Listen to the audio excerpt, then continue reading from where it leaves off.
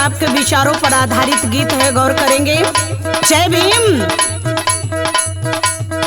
सीताराम जी राव के अगनावा हो, अगनावा हो, पैदा भइल रतनवा। सीताराम जी राव के अगनावा हो, अगनावा हो, पैदा भइल रतनवा। सीताराम जी राव के अगनावा हो, अगनावा हो, पैदा भइल रतनवा। भइल रतनवा हो, भइल रतनवा। भइल रतनवा, भइल रतनवा हो, भइल रतनवा। सीताराम जी राव के अगनावा हो, अगनावा हो, पैदा भइल रतनवा। सीताराम जी राव के अगनावा हो, अगनावा हो, पैदा भइल रतनवा। सीताराम जी राव के अगनावा हो, अगनावा हो, पैदा भइल रतनवा।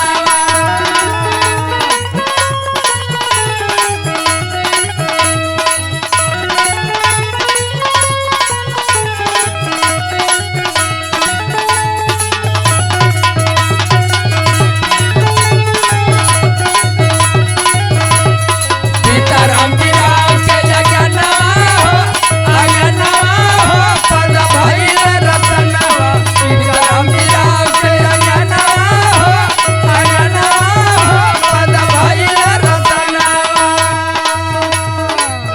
माई के गोद धान्य हो गई माता भीमाबाई, इसलिए कहना चाहते हैं, अरे धन्य माई भीमा के कैले अचरवा। कैलिया चरवा हो, कैलिया चरवा, कैलिया चरवा हो, कैलिया चरवा। दिहल हटाए दुख दर्द के बदरवा। दर्द के बदरवा हो, दर्द के बदरवा, दर्द के बदरवा हो, दर्द के बदरवा। धन्य माई भीमा के कैले अचरवा। दिहल हटाए दुख दर्द के बदरवा। अभी हंसला गाँव घर सिवनावा हो, सिवनावा हो, पैदा भइल रतनवा। बिया से लगाओ घर सिवनावा हो, सिवनावा हो, पैदा भइल रतनवा। बिया से लगाओ घर सिवनावा हो, सिवनावा हो, पैदा भइल रतनवा। ओहो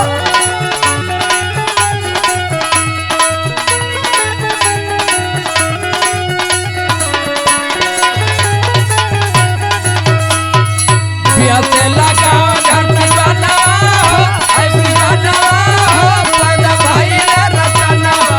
बिया से लगाओ घर सिवनावा हो, सिवनावा हो, पैदा भइल रतनवा। 14 अप्रैल सन 1891 में बाबा साहब भीमराव अम्बेडकर साहब का जन्म माता भीमाबाई की गोदी में महू छावनी मध्य प्रदेश जिला इंदौर की धरती पर होता है। इसलिए कहना है, अरे बुद्ध भीम ज्योतिबा के सपना सजई है। सपना सजाई है हो, सपना सजाई है, सपना सजाई है हो, सपना सजाई है। अब परम ज्ञानी वाला पद दुनिया में पवल। दुनिया में पावल हो, दुनिया में पावल, दुनिया में पावल हो, दुनिया में पावल। वो बुद्ध भीम ज्योतिबा के सपना सजई है। परम ज्ञानी वाला पद दुनिया में पवल।